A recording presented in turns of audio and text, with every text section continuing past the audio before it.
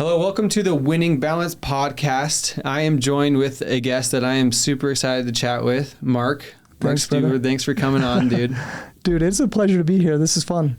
Thanks for having me, man. So we have some connections, Mark, that we talked about before recording.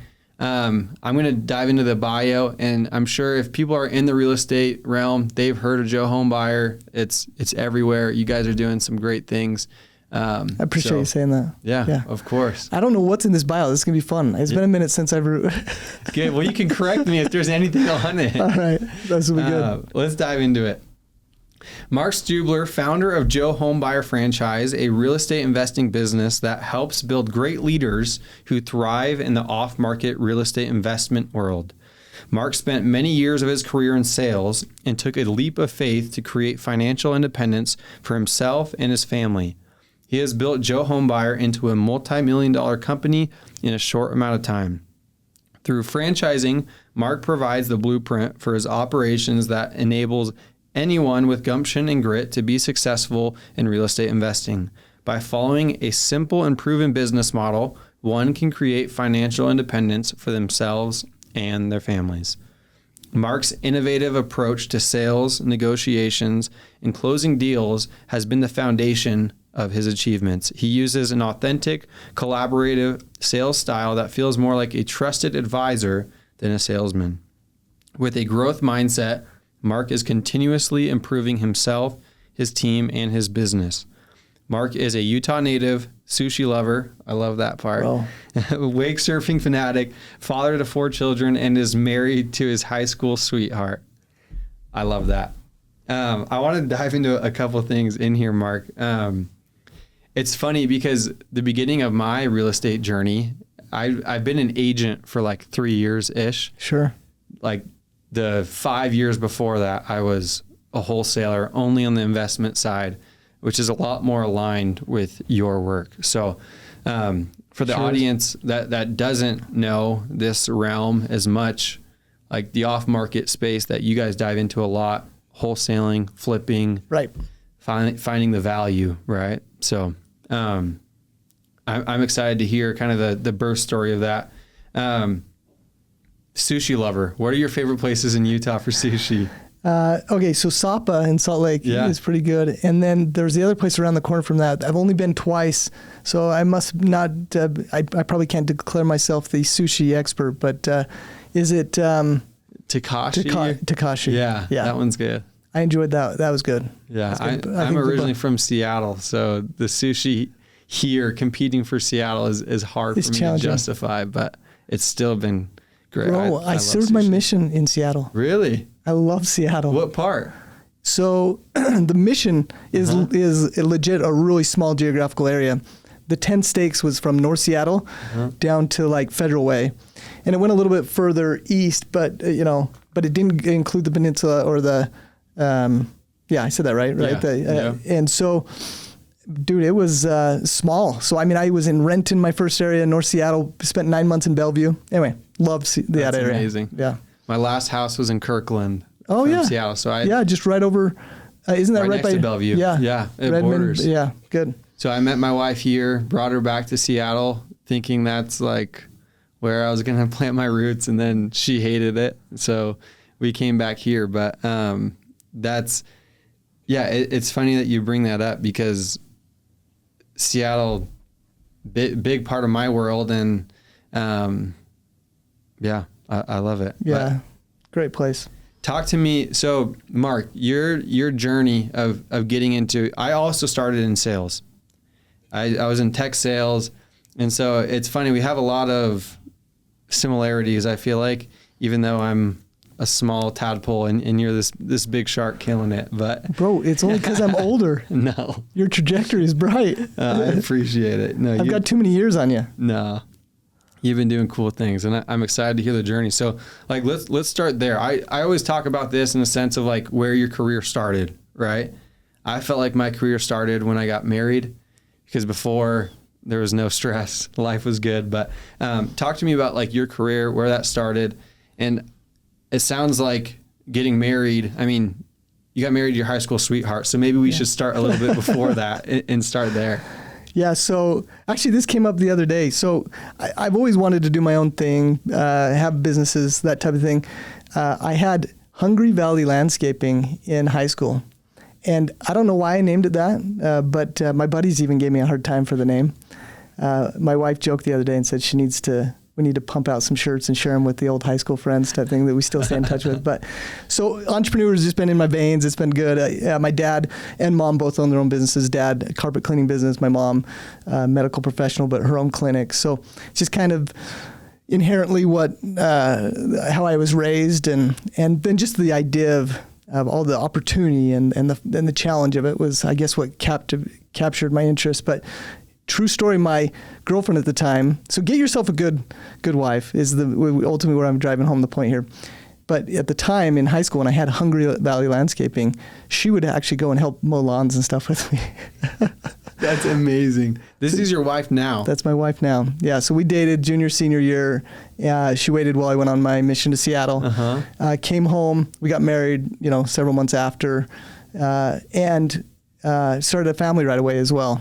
And she was incredibly supportive. I don't know what it was, but I somehow convinced her that, hey, everything's going to be fine. I'll just do all these different ideas. I'll try these different things.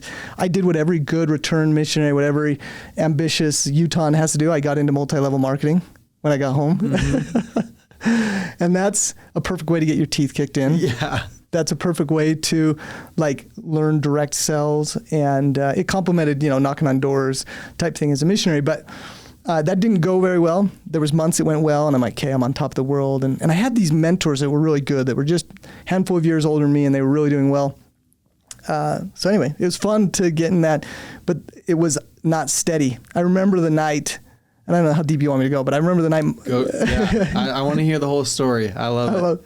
So I remember the night, I'm just laying next to my wife, and she goes, I'm telling her how much debt we're in because I'm doing network marketing, and she's like, do you think it's time to get a job? I'm like, okay, it's time to get a job.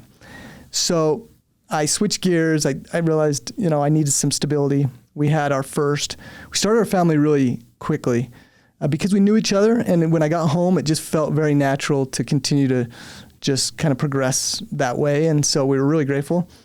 And fast forward, I'll come back to my story. Fast forward, I have a 21-year-old who's getting home from his mission in 9 days. So I wouldn't change anything because I'm 43 years old and I can't hang with him really, but I can still play basketball with I love being not that old and having an older son. And then I have 3 daughters. And anyway, our family was getting started and money wasn't steady. And so I took a job actually with a group here in Utah County that was really good. I worked with them for almost 10 plus, almost 11 years, Best Vinyl, selling fencing of all things. I had great mentors. They were great owners, great company to work for. That's actually where a lot of what I'd love to share with anybody that has a CEO or a business entrepreneur mindset. I'd love to share what I've learned in building a culture and what gets me excited about business. A lot of it I learned from them. I have to give credit because they really tried to build a good culture.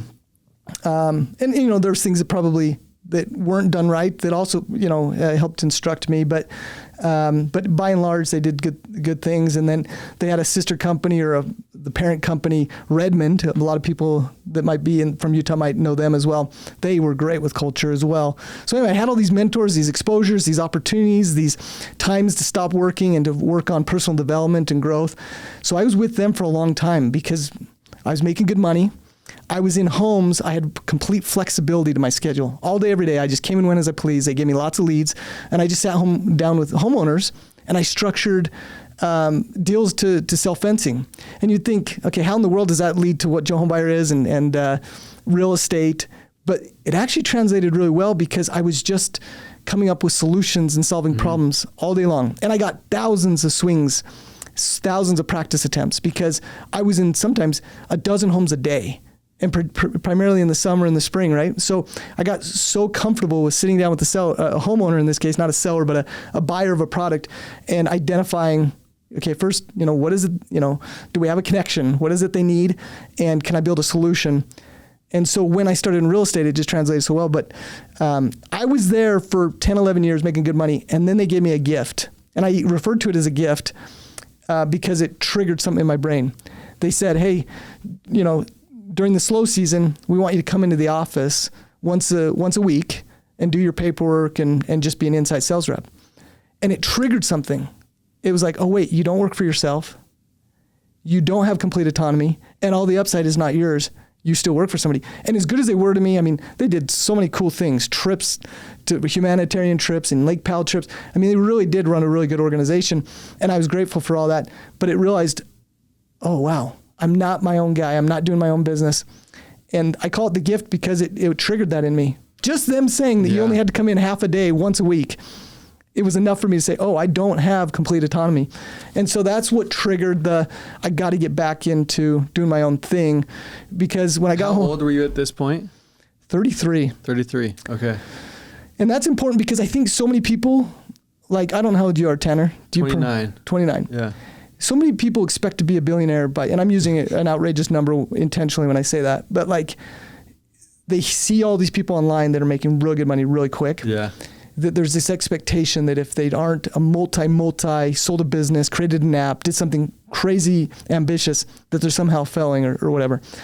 I didn't even start making real money. I was doing well. Mm-hmm. And that's what allowed me to stay there. I had the golden handcuffs of sorts because I got paid well enough. I had some nice things. I had a nice house.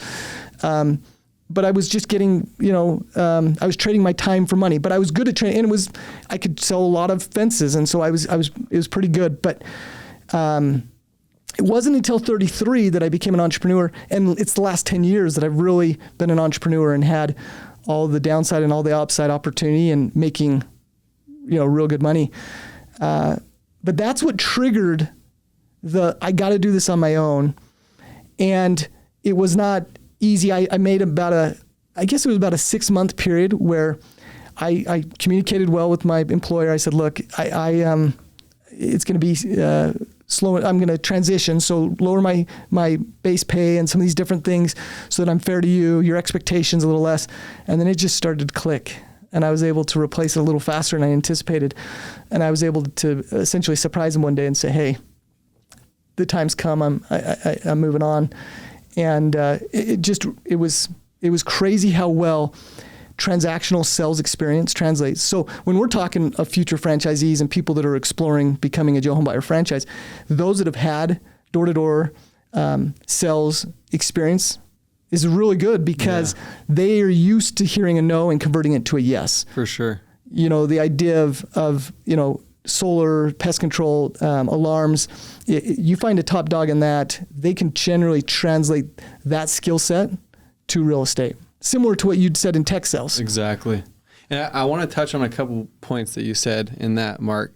Number one, I love what you're saying about trading time for money. Like, I look back in my career too, and I still feel like I am in that realm of trading time for money. But when you build up a skill, you are trading like you get paid more for your time, right? That's right. And so I think that's an important thing to note is you can still live a great life when you're trading time for money, but at the end of the day, when you transfer to the business world, which that's what I've been gnashing my teeth after more and more, trying to find this true business where I can leverage people and leveraging my skills of managing people so that I can live in Costa Rica for a month and have a true business. So I love that you said that is building those skills to trade more time for money. You're still living a great life, but you wanted more. Now, the second part of this that I want to touch on, you had already had this conversation with your wife of, do I need to get a job, right? Yeah. So there's some history there of maybe like the uncertainty behind entrepreneurship, right? That's right. So I want to touch base on how that second conversation went of now you've had this stability for 10, 11 years. You've had this beautiful life. How'd that conversation go with your wife and wanting to transition back to that? Well, you should know that some of the details in between. I had done a flip. Now that flip didn't do well. Mm-hmm. I couldn't sell it, so I had to keep it as a rental. I had started an e-commerce business, and because I knew vinyl, I was selling vinyl planters online. But I thought, hey, I could make money while I'm asleep. And so I'd done different ventures. I'd lost money on a payday loan investment because I didn't know what I was doing, but I put money into it because a few of my friends were doing it. So my track record wasn't necessarily ironclad, bulletproof, like everything worked out. But she saw that I was consistent. I executed, and I'm grateful that she just, she trusted. Sometimes, a little bit, grin and bear it type. He'll figure it out. But so when I said that, I think it made we did make a couple sacrifices. We actually put renters in the basement, which she never wanted. So that was great. I'm grateful she was open to that. But I wanted to kind of circle the wagons, make sure that if everything didn't go well or if it took an extended period of time, I was pretty committed to not working for somebody. So I sold, our family boat, which just gave me a little bit of cash, put renters in the basement, just so that, and I remember when I sold the boat, I said, hey kids, give me 12 months, I'll get a new boat. Because they loved it, right? Mm-hmm. And it wasn't that great, fancy of a boat, but it was enough that they enjoyed it. So luckily, we had the buy-in. And it worked. And I think it helped Lindsay that we had both incomes for a minute. Like she saw that I didn't fully give up the other one. Yeah, that doesn't work for everybody. For sure. I'm glad you touched on that because my second go at entrepreneurship was that exact thing. Like I was phasing out of tech sales, and but I think another part is like your confidence and. That translates a lot of times to your spouse, in my opinion. Sometimes you aren't ready, and that can translate. There's hesitancy in your voice. You don't have enough self-confidence to translate that for your wife to have confidence. Right. And I know it's something small, but something that you said is, kids, I'm selling this boat, but in 12 months, I'll get you another one. Like that claim to your kids shows your confidence there too, right? So I think that's a big part of this. The other thing I wanted to bring up with what you said kind of in that story, how did you land on this off-market real estate investment world? Because I think we jumped through that, right? How did you pick that lane?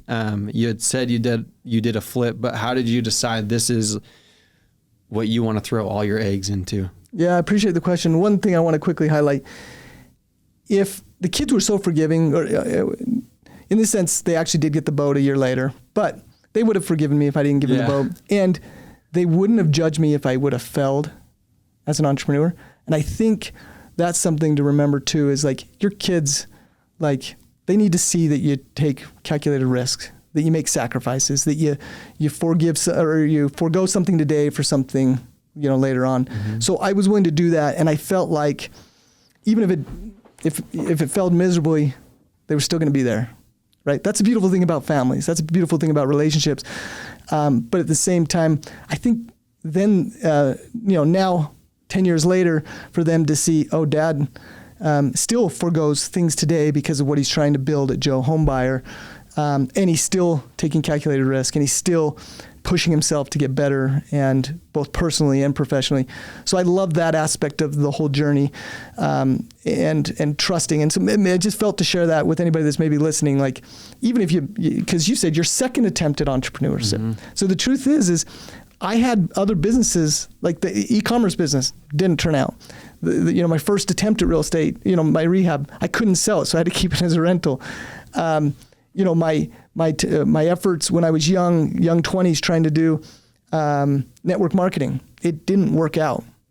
And if I'm being honest, it has residual effects in the sense that you have to overcome that with other moments of your life where you capture confidence because of the wins you do get, so that the losses don't creep back in, or that you don't linger on those. You need to try get wins to gain that additional confidence. But I think that's all part of entrepreneurship. It tells you, and you could say that, John Maxwell talks about it a little bit different. He says, John Maxwell's written, 70, 80 books on leadership, personal development. Love him. And he has it from a Christian background as well. And I love his message because he talks about leadership is like everything. Like, because you can make lots of money in business, and I'm not even answering your question, but I'm going on this quick little tangent. No, this is perfect.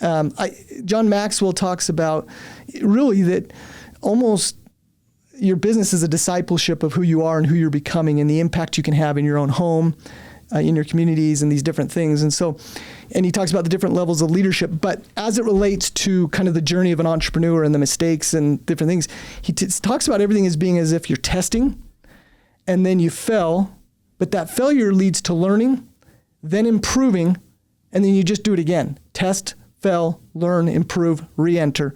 And when he talks about this, he actually elevates his hand upwards, saying that at each iteration, you're stepping up, you're improving. So yes, the other businesses failed, but I got feedback. You could replace the word failure with feedback. And it doesn't have to be a negative thing. But he relished the word failure and said, I'm going to accomplish more than most because I'm willing to fail more than most. I'm willing to fail faster than most. I'm willing to get feedback faster than most. And so we fail all the time in business. We try a variation of a stream of revenue in the business or a way to, scale Joe Homebuyer and all the other things that I've done in business. But if we look at it as feedback or as just an iteration to progress, that's a beautiful thing. So in the effort to transition from being at this company for 10, 11 years, it's all I knew. I mean, it was my identity. Dude, sometimes I still call myself, here 10 years ago, I'll still be like, I'll reference something like as if I'm the vinyl guy. It's a crazy thing because I still get people calling me. Last week or 2 weeks ago, somebody called and said, hey, are you still in the business? I need help with a vinyl fence. That's how entrenched I was. I'm talking thousands of people throughout the Wasatch Front I'd worked with. I had a lot of success. I worked with a great company. So that was my identity for a while, right? Right or wrong, it was just, I was the vinyl guy, right? But I looked at another e-commerce opportunity and I looked at real estate. Fortunately, Cody Hoffine, who many people will know that name, he had started a few months prior. This is 2015. And he had got going and had some success really early. He's a dynamic person, and he's very disciplined as an individual, and then also just skill developed in sales and different things. Anyway, he just starts getting success. And luckily, I call him up, and I see this, and I said, hey, what are you doing? And he's good enough and abundant enough to say, oh, you got to do this too. But he didn't know I was just going to go and sign up for the same mentor he did. So at the time, Wholesale Inc. was the name of the company. Cody ended up becoming a founder of that as well, a partner with Tom Kroll. Anyway, bought into the program, got going. It just became the path because I had one more reference point. I had a buddy that was doing it. I saw his success. I said, I can replicate that. I can do that. Well, then just a few months later, we saw, hey, we're running together in Utah. Let's just partner. So in 2016, we partnered, and the rest is history. But that's what got me into real estate. And it wasn't but just doing a little bit of marketing in the early days, sending out, and just for fun, the first marketing piece I sent out was a tax delinquent in Utah County. And it was like 1,100 names. I sent it out 3 times. I got one deal this first time I sent it out, sent it another time, got one more deal, sent it a third time, got one more deal. And I'm like, this works. And so it was fun because and I realized pretty quickly, like, it really is the same thing. I call it the JHB way now, the join, here, build. And that's obviously a catchphrase for Joe Homebuyer, but it's JHB and join, here, build, in the sense that when you're sitting down with a seller, you join forces, because if they see that the obstacle, the interest rates, the condition of the home, the time frame, all these different things, if they are a joint problem, in other words, we're joining forces to solve those problems together, you hear and discover their needs, and then you build a solution. If your framework is solution-minded in that way, you're going to have a lot of success in the home. And so that's one of the internal frameworks for our franchisees is, sure, it's eventually you have to talk price, but the minute it becomes about the house and the price, it's transactional. It needs to be about a solution. And so I'm telling you, if you want to be good at real estate, just go sell vinyl fencing for a few years. And that's amazing. Yeah. Well, talk to me too. Like, I've been so nervous about partnerships in general. Yes. I like my mentors have cautioned me against it. It's been, something that I'm always afraid of, but I know and understand the power of them at the same time. Yeah. Talk to me about that decision of jumping in with Cody. Like, was that an easy decision for you? Was it calculated? Was there different questions you asked yourself, him? Talk to me through that. So I'll talk general in partnerships, but I will say at the time it was very easy because I saw how dynamic he was. I should tell you how I knew Cody. So Cody actually sold fencing for the company for 1 year. He left, started an independent insurance agency for 5 years. So we just stayed in touch. Our family stayed in touch. Our wives were friends. And, I just admired him and we were good buddies. And so then when he started getting in real estate is when, we didn't hang out all the time, but I said, hey, what's going on? So he told me it was supernatural. It was like, yes, 1 + 1 is going to equal more than 2. You bring on 2 different strengths. And really, I remember just to kind of epitomize the strength he brought to the partnership. I was really an executor, kind of a, let's get it done. A lot of people would think that he was the full-time sales guy because he's just so charismatic. And he would go on appointments. But it became my role because it was what I enjoyed. I had skill. Even though I'm more of an introvert, it was something I was very practiced in, right? So we did that together. But... and I don't know if I remember exactly the line of thinking I was going down, but it was a pretty easy decision to partner with Cody and divide and conquer. And it wasn't much of, it was more of an instinctual thing. Like, I think we have different strengths. I think we're going to do it. The story I was going to quickly share is, so we're on early, like 6 weeks into a company together. We had each just done handfuls of deals, and he was just a really quick decision maker. And sometimes that's what you need in business. Mm-hmm. You got to get out of the analysis paralysis. You just need to take action, imperfect action, right? And he was really good at that. And I think I maybe had a tendency of analyze, reflect, think type thing. And we were on the call with a web design provider, marketing provider at the time, and they say, so the next step would be, you fill out this form and we'll have an onboarding call, and I've got an opening in the next week or two and we'll get you going. And what I didn't realize is while I was talking, Cody had already pulled up the website, filled out the form, and, because we were kind of on a speakerphone together in the same room. And Cody's like, well, what if I've already filled out the form? And he goes, well, hold on. And the guy pulls it up and he goes, yeah, I got it right here. He's like, well, if you just want to onboard right now, we'll just get it going right now. So that was kind of a reflection of just what I was getting with Cody. And I'm like, all right, well, it sounds like we're a go. And we'd already started doing direct mail, and we had an admin, executive assistant was helping us. So we were a real business. We had moving forward, but that just kind of illustrates what I got in that partnership. Partnerships in general don't always work. And I should say that even Cody, you'll get a chance to meet Cody, and he'll be on this podcast, and I'll tell you, he'll provide a lot of value. He'll tell you that, everything has not always been perfect. It's like any good relationship. You have to work at it. You have to, and sometimes you change things. And because have different strengths, there's different responsibilities that we have, and that's lend itself to pivots in how we structure things. And we've had lots of various businesses, and we tinkered with stuff because we have assets that come in through real estate, just random stuff that, I don't know that I'm proud to admit, but like one that's kind of random is a car wash in North Carolina. Like, somehow we ended up with the car wash in North Carolina, right? So just funny stuff like that. So just how we structure everything is kind of evolved over time but because we have high regard for each other, even though we've had to have a few hard conversations, critical conversations type thing, we've been able to work it through because we have a high regard. We realize that we have each, and we're not going to posture. And that's what I really admire about Cody. In any of those discussions, he doesn't posture. He just tells me how he feels. And he probably has helped me learn that lesson, actually, of like, let's just communicate. Let's just tell each other how we feel. And that's how the partnership has worked. So, but if you don't have that, or if there's not a high level of integrity on both sides, that's when you have conflict and they don't work. And unfortunately, a lot of times they don't work. Yeah. Yeah, I know there's stats out there a ton. But, to me, I feel like that's a limiting belief on my end because it's like, look at all the success stories of where two brains collide, they complement each other, and it's like rocket fuel for this massive, like Joe Homebuyer, right? So I think it's a great example.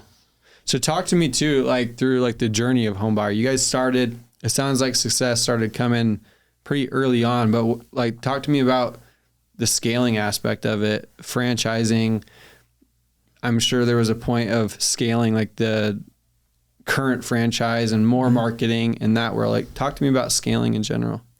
Yeah, that's a topic that I love because we all hit ceilings in our business. And a lot of the time it's mental, right? It's like, man, if I could get to this number, then you get there. And it's like, well, can I get past that? And, do I have the skill?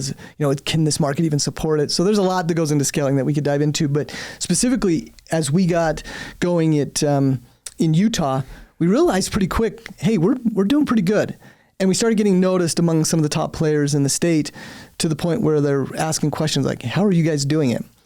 And it was just, we were willing to invest in marketing. And then I think where we were strong is acquisition. So with our franchise today, we put a lot of emphasis on the acquisition process. I gave you a little glimpse of that when I said the JHB way, the join here, build, the model of like, it really isn't about, we're funny because we don't just say, everybody on YouTube and different things says, just make offers. We actually say we don't make offers, we buy houses. So we literally just have conversations with sellers, create meaningful plans using the JHB way, and then we come up with a plan together. And the better aligned we are, we join forces and we've created this solution, the better price we get on the home. And so acquisitions to me is ultimately the point I'm trying to draw home here, is absolutely critical, because we all know that sales is what makes the world go round. Like, if you can do exceptional at acquisitions, your business is going to be fine. I won't tell you how bad we were at bookkeeping. Hopefully there's no auditors or IRS. Yeah. I mean, we were honest. I can say that wholeheartedly. But dude, like we didn't know how we were running our business the first couple of years. Like, we had a bookkeeper and we reported, but like, we didn't know how much money we were making. We didn't know our profit margins. We weren't really tracking KPIs, bro. We were literally putting our head down and just bringing in more and more deals because we were good at sales. And so that's why I put so much emphasis on that. And that's an area that I think we provide strength in our community, is because like, I'm convinced that it has a major, more than I think anything else, because really real estate wholesaling and investing, I think, comes down to two things. You have to be good at marketing and good at acquisitions. Marketing is getting, the phone to ring, and you're in a great industry vehicle of real estate. Well, incredible, because they have all the margins and opportunity. But at the end of the day, it's just marketing and sales. And so that's how we were getting success in Utah, is just really good at acquisitions. We could show up and people would say, I need to get multiple offers. And by the time we leave, and this is going to sound a little bit pompous, hopefully it's more people appreciating it. But literally it wasn't even a challenge for us. It was an expectation. Somebody would say, yeah, come on out, but I have other offers coming Wednesday and Thursday. We'd go out and we'd come up with a plan. And because of the model, we'd literally walk away with the agreement and they'd cancel their appointments. That just became the norm. And I know people observing it, you've done it, people that are in the business have experienced that, but to expect it is just like, no, we can provide enough value, enough clarity, enough of a solution for the seller that they're just not even going to need the other offers anymore. So we started really knocking it out of the park, and we realized, okay, what's our expansion plan? And again, just to be human here, our expansion plan was so naive. It was our friend Annie McFarland in North Utah. He was in 2 markets. He was in 3, Indiana, New Mexico, and Utah. And it's like, well, he's in Indiana. Why don't we go to Indiana? That was the entire logic of why we were going to expand. Tell me how brain dead that is, right? Yeah. So we're saying, all right, we're going to go to Indiana. So we started going to Indiana. He probably doesn't even know this story. We're good buddies now. But we go to Indiana, and it wasn't that we couldn't make money in Indiana, but we had 0 infrastructure, 0 leadership. We weren't scaling. And so we started losing traction in Utah because we were spread out. So that's why it was a goose egg. It was a failure. So we pulled back and we circled our wagons again and said, why did we think after such a short time we were ready to scale and grow when we still have more upside here in Utah and we haven't even optimized who we are and what we're doing? So we got better. But then about 3-4 years into business, we're like, well, let me tell you about critical decisions I made. I joined EO, which is a global organization, entrepreneurs organization. And I met an individual by the name of Scott Abbott, and I'm happy to throw out all these names because they're just great people. Hopefully it provides value to others. But Scott I met him at EO. He was one of the founders of 5-Star Franchising. And I was reading my John Maxwell daily reading, and it said somewhere in one of the books, it said, spend time with people that are 10 years ahead of you. So I'm like, okay, who's that person? So in my reflection, I text Scott. I had to round up his number, and I go, hey, Scott, you probably don't remember me. I was in one of these meetings with you. I met you briefly, but I told him, I was instructed in my book that I need to hang out with people 10 years ahead of me in business. And maybe it's 20 years that you are ahead of me, but I want to figure out what you're doing. Cause he was an attractive guy in the sense that he was successful and he had sold his businesses. And I'm like, I need to know that guy. So I text him, and his response is, yeah, let's meet in September. And I think this might have been June or so. I don't know what it was. And it was because he was living in Barcelona or something with his family. I think it was where it was That's at, somewhere in amazing. Europe. Yeah, so I was like, okay, definitely I need to see what this dude's up to. So we meet at Cubby's, actually just down the road from here in Lehigh. And I say, hey, I think, is there a world in which we could, grow this franchise idea in wholesaling, in real estate investing? I'm like, there's one model out there, Homevestors, that's done it. Like, is there a world in which we could duplicate this? And he's like, absolutely. So we partnered with him in the fall of 2019 because we wanted to be with the best of the best, somebody that's grown franchise systems, sold franchise systems, been successful, and we didn't know anything about it, how to create a franchise disclosure document, all the legalities, how to market, how to sell franchises. Like, we didn't know any of that stuff. We just knew sales, acquisitions, and we were starting to get better at SOPs and tracking things and having systems. And so that was kind of the grow, or the early days of Joe, is just crazy ambition and we like the model of franchising because, in a nutshell, the franchisor does not win unless the franchisees are producing. The model only works when they're successful. So there really is a partnership aspect of it, in the sense that their success is the success of the franchisor. And I like that it's aligned versus us just trying to open corporate stores and trying to hire a general manager. Are they fully bought in? Sure, you could do profit share and different things, but we really like the idea that they were making an investment. They had to succeed. We needed to succeed. And together, that was a collaborative outcome if we were good partners. And so I like that model. I love it.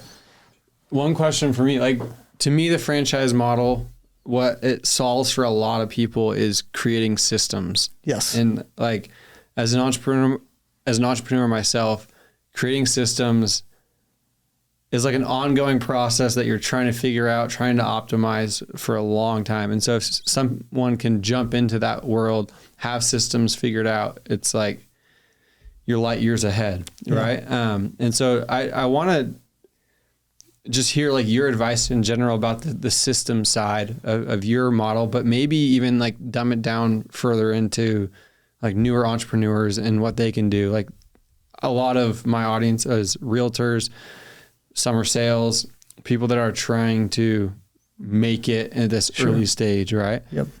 So what's like your 2 cents on systems in a business, and especially the early days as an entrepreneur? Well, so my son's coming home from his mission in a week and a half, and I hope to share the same thing with him. And by the way, summer sales, I love it. Do it because, and realtor, do it because you're learning the people business, right? You're learning how to navigate a no to a yes. We talked a little bit about that. You need as much of that as you can. The thing that immediately my mind goes to in terms of what message might go to that type of listener is mentors, coaches are really a good thing. So when I first started, when I, again, left my company or was making that transition, I bought into a mentorship, and I didn't have a ton of money. Even after selling the boat and putting renters in the basement, I wasn't in a flush situation. But I knew that, in fact, I remember the message to my wife when I bought the coaching program. I said, even if this fails, I have to try it. Yeah. And so just bless her heart, like sincerely, like that she was just like, okay, like, I love that she was just like, yeah, do it, whatever. She just trusted it, right? It wasn't that she said whatever, but she was just like, okay. Like, when I had the conviction that we have to try this, and it was everything, because I had just enough framework to then take the experiences I had.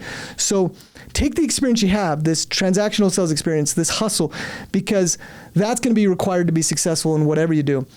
At Joe, we try to provide all those things. We have, our plan is to the complete roadmap of like, here's how you get from here to there. And our responsibility is to provide you a coach, the mentorship as a whole, the mastermind, so you're surrounding yourself with elite people, and then just the systems, the tools, so that you're not having to, guess as to what marketing provider you use or what CRM to use or what KPIs to track. That's all figured out for you. Much like, your favorite gym or, any franchise model that's out there, they have a system that they follow. We want our franchisees to get to revenue as quickly as possible. So we direct all their efforts to the functions that are going to get them there as possible. So if it's not a franchise, I would encourage a lot of people to start with a mentor. but then really be a student of what it is. Apply everything. Because I think you'll find that you can leverage somebody else's mistakes. You can save a lot of money and time if you're leveraging somebody else that's already gone through all that guesswork. Exactly. I'm a huge fan of that too. My journey, my family, how we grew up, that is the farthest thing from normal, is investing in education and in that realm. But my first mentor, told me, you got to pay for this or I'm done teaching you. And so he threw me in the fire, and that was luckily he watched out for me enough I was able to see the power behind that. And in your bio and how much you've been talking about it, I know how important that self-development mastermind world is for you.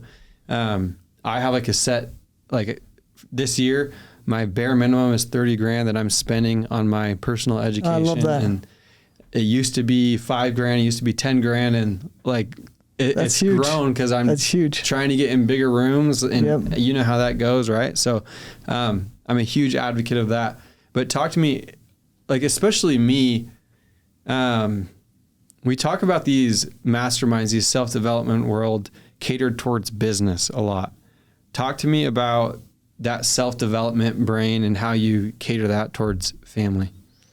Well, I love that. Great question, because I really think, in my experience, and thankfully I've been supported by my family, and so I'm grateful to say I have a family, right? There's some listeners, unfortunately, haven't been able to find that companion, haven't been able to have kids, and so I'm grateful that has been a blessing in my life that has actually been it's meant everything. It's coming home. My kids don't care if I have lots of money. They don't really even know, right? That's a beautiful thing, right? Mm-hmm. Some people, and hopefully I'm not diluting what I'm saying by this comment, but I know, people say the best part about a dog is you come home and they just love you no matter what. And I'm not a dog guy. We tried that once. It didn't work well. But your kids, they're there universally, right? They're going to accept you, right? So, but I want to be a good leader in my home so I can inspire them. What is it that I'm learning that I can impart and share with them, type thing. This week, I don't know why I thought to share this with you, but I've had a mentor. I'll step back a little bit. I have a mentor that I've been working with for about 4 or 5 years. I've met with him, again, another guy that I met through making a good decision by joining EO. I met a gentleman by the name of Warren Rustand. He's a little under the radar, but he's done some incredible things both in his home and in the business world. Sure, he has a pedigree of being, he played college basketball, played for the Golden State Warriors. He's 80 years old now, but that's amazing. But his success in business is secondary to the success in his home. And I know this not because he touts it, because it actually, I've met a few of his kids. I've met the influence. I see, but his whole message is get super clear. And this is a guy that I had to invest in. You just got done saying that you had to invest. I invested in this mentorship. When I first asked if he would mentor me, he called up and he said, is there any crises going on in your life? Because I'm about a year out on bringing on new clients. And I said, luckily I have no crisis. I'm just trying to, learn and grow and become a better leader. I remember being so nervous when I called this guy, because it was just I didn't know if he did personal mentoring, and I didn't know what he was going to say. And I just remember being nervous about the situation. And he said, I'm glad nothing's going on. I'm grateful to meet you. I'm going to put you on my list. Sure enough, about a year later, he calls me up. Now that's 4 or 5 years ago. He's been working with me, and he talks about clarity of vision leads to certainty of intent. So if you get super clear on who you want to be, but that's not business. I want to have $1 million, $10 million, whatever. It's who you want to be. Then you can be super intentional about how you show up as a father, how you show up as a husband, how you show up as a leader in business. And then the byproduct of that is overall impact. Now, I like to play both sides of this, because I know when I make that declarative statement that there's people that will say, I know some pretty big slobs that have some pretty destroyed marriages that are making lots of money. Yeah. Notice I didn't say that success is defined as he who has the most money. I'm talking impact. And impact is the relationships you have, the impact you're having in your community, overall leadership. And my observation has been, as I've strived to become a better leader, the impact has been, I've been able to attract higher caliber individuals that have wanted to partner and join the organization, I've observed that it's had just, opportunities within my own family. I've had my 18-year-old daughter. This is, she's on her own trip right now, HXP in Uganda. The last 2 years, I went to Cambodia for 17 days with her, and the year before that, I went to Cape Verde. I share that with you because I'm grateful to say that she invited me to go along with her. And I'll have those memories. Actually, I sent her a text even though she's not getting it because they take her phone away. And I said, hey, thanks for the invite this time. I didn't get the invite this third time to Uganda. She wanted to do it on her own, and I love it. But I share that with you because that's to me a form of wealth. Yeah, when you have a relationship with your 18-year-old daughter. And so getting clear on like nothing's more important than that relationship with her or whatever it is. And then can I be intentional about it? Well, it wasn't ideal to leave for 17 days either year, to be out across the world and to kind of stop business for that time. But what's more important? What's a better opportunity, right? So living an intentional life towards leadership is something I'm passionate about because I'm just so grateful for, tasting some of the fruits of it. But by the way, I'm very much on the journey. There's a lot of things I'm still trying to iron out. There's still belief systems that I operate in that are limiting my success. Like, I hope I'm not by any means suggesting that I figured it out. Only grateful to say that what I have observed in others, but in also my journey, has been that has been the truest form of wealth. And if I could. In fact, I have a young 19-year-old that works for me now, and we had kind of a challenging conversation, and we needed to pivot compensation and some things like that, and it's kind of a crossroads for him. And I told him the same thing. I'm like, bro, you have so much potential, because the dude does. He can talk to anybody. He's so charismatic, great smile, great energy. He's a really good human. And my invitation to him was, dude, you're going to make money. Like, you have the skill set to make money. Don't forget to refine your skills and develop personally. And he took it like a champ. Not just took it in the sense of like, he welcomed it and said, I believe that. And so I'm passionate about this. I'll declare it anytime I get. And I can't go too far down the road without saying that I think there's a spiritual element of it as well. 100%. That, and for everybody, they have a different level of spiritual, and I want this to be universal, but for me, it is a savior. For me, it is an all-powerful supreme being that has influence over our lives, so long as we tap into the source. But you have to go to the source, because the source is, isn't just, a cleaner way to say it, or a simpler way to say it, is we need to tap into the source. Because if there's a source that is all knowing and all powerful, why wouldn't we go for inspiration and guidance? And sure, we need to test, fail, learn, improve, and he's going to ask that of us. But I really believe that that's a strong element of it. Whatever that is for whoever their supreme being is, that would be a message I would be very declarative about as well. Is you've got to have an element of personal development that includes strengthening yourself spiritually and connecting to a supreme power. That's beautifully said. I love it. One question. I know you listened to Adam's episode, Adam Lancaster, which I loved that episode. And one of the main reasons, and you've done a great job of this too, is just like the actionable items of what can someone that's trying to learn to be a better father, to be a better business person, what can they do tomorrow to try and improve, right? And you talked about like just that decision of going on a 17-day trip, right? Like I'm going through this similar in my head right now, and I'm glad. I feel like this is not on accident that this is happening, but there's my wife she's a new mom, 8 months in, and her friend is inviting her to Europe, and she's like, this would be like amazing for me to take a break.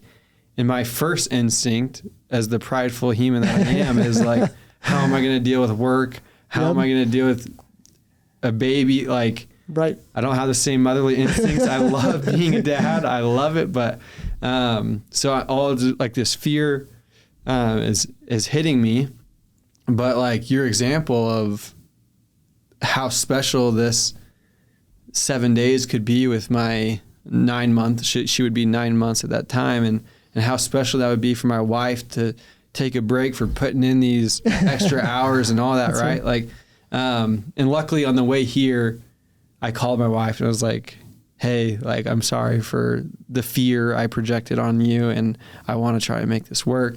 And then now your conversations helping me a lot more with that. So it's kind of a long way of saying, that's cool. The action steps are something that I think are super cool in this.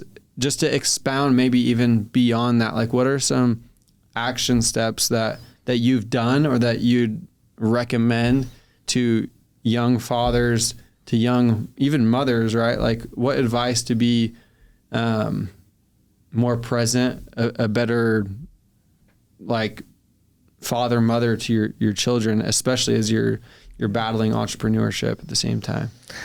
Because it requires the best of you, bro. It is wild. And dude, that story is incredible that you shared with your wife. And I love that you were so vulnerable because I hope that everybody listening has caught that. Like, you admitted, you're like, sorry, I projected my fears. That says a lot about you, man. That's awesome. I appreciate that. Was moving. I love that story. So the one thing, I hope I get this quote right, but it's essentially that entrepreneurship is disguised in the form of personal development, I think is how it is said. Essentially, if I can dumb it down to Mark's language, it's essentially like entrepreneurship is essentially anything you're doing it's going to challenge you at a whole new level. In your interview with Adam, you talked about like just the fears and the anxieties and the stress and all the things you had to do to navigate all those new emotions and the intensity of them as a provider and economic changes and all those different things. But again, that's what's so beautiful about it is trying something over it. Even if the journey's muddy and messy, all that you learn along the way is so much worth it, right? Is well worth, those efforts. But the one actionable item that I think would help anybody, that if they did this more often, it would create better awareness, because better awareness leads to better choices lead to better results. And that awareness comes if all people did is just reflected at the end of the day on how they did that day. So if you just start to reflect, how did you show up for your kids? How did you show up for your spouse? How did you show up as a leader of the business? How did you show up in your personal development in connecting to a supreme power? Like, if you think about those things, if you're reflecting on it and say, I could have done better at this one, then guess what? Now you can make a choice. When the opportunity comes up to go to your kids' lunch, elementary lunch, it's not even a choice. You're living an intentional life now because the awareness is, I have a 9-year-old and our schedules conflict. She goes to dance about the time I get, start coming home. So sometimes it's literally the weekends or late evenings or like Sunday that I see her, and it's like, so what do I need to, so I have to be super intentional if I want to see Bailey. I've got to find ways to do that. And so, but again, it's the awareness. I'm not seeing Bailey, or I screwed up today at how I led at the office, personal, professional, all these things you assess. It's reflection. If we all spend time reflecting on how we did that day, that awareness will lead to better choices. That's amazing. I appreciate you sharing that. Yeah. I have this this setup that I do that's worked really well for me, and I'll explain it, and then I'll kind of touch back on what you're saying with the reflection aspect. But for me, like we talk about the anxieties of entrepreneurship and it's a real thing. Like, until you're in the midst of it, it's so much getting used to. And when there's not a paycheck that's coming in 2 weeks, and you have people that are relying on you, and you are second guessing what your daily tasks are, you're second guessing if you're working hard enough, there's so much that goes into it. And so that anxiety creeps up. And one thing that's helped me tremendously, and you'll see how this connects, is figuring out how I can win my day. That's how I structure it without like the results of a check coming in, which I had viewed as the only success that I could have. And it's how can I win my day? And I wrote this out, and this is a combination from a lot of people. I'm not going to just patent this as my own. Everything is pulled from different mentors and people that I respect, but if I did these 5 things in my day, I would feel like I won. And those things, like it's meditation, it's prayer, stretching. Like, I don't know what it is for me specifically. Like if I stretch, I feel better. Working out, journaling, and I write this thing out. And if I can check those off, like I'm telling you, actually check them off, whether it's written or in your phone, and check those off, gamifying life per se, then I feel like I have progressed towards something. And so that, like, for the listeners with this anxiety and trying to be a better father, that's helped me a ton. And you can cater that to how your life is, right? Whether you have kids, whether or not. But it's reminded me in that journal aspect, I'm always like hesitant of am I just checking a box? But your template of like reflection is something that I'm going to apply to that practice. So I love that. I appreciate that a ton. Bro, that's a powerful routine. And I hope that your listeners understand the nugget you just gave them, because if they identify which of those are true for them, they can incorporate. For me, one of those is ice bath, but that's like the meditation or whatever it can be, right? Whatever it is, you have to establish those non-negotiables, because when you do those, you won the day. Yeah. It sets the tone for everything else. For sure. I'm not perfect at it by any means. No. But I know that when I do those things, I feel you've won the day. Completely different. And I'm kind of a nerd with this stuff, but I have like my Excel sheet and then my check marks. And if I did 90% of my day, then my journal entries usually reflect my positive energy, how I am like showing up for my family, for my wife.